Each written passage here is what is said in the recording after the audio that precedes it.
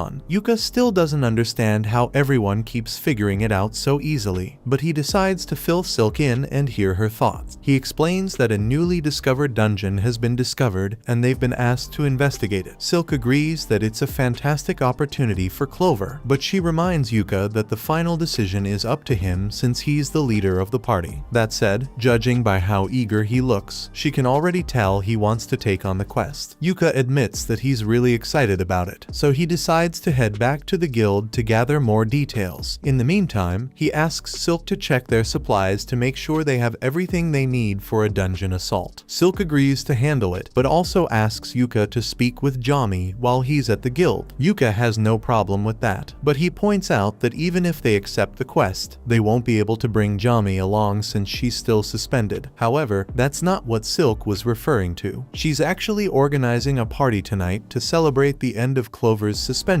and wants Yuka to let Jami know that she and her brother are welcomed. She also adds that he should pamper her sometimes too, or else she'll start getting jealous if Rain is the only one receiving special treatment. Yuka freezes up once again, but Silk quickly laughs it off, saying she was just kidding, before nudging him to hurry up and head to the guild. Once Yuka arrived at the guild, he tells Mammer that Clover will accept the quest. A little while later, all the members of Clover climb aboard a carriage and begin their journey toward the city of Duna. Marina is thrilled because this marks their first quest since the incident at the Achromatic Dungeon.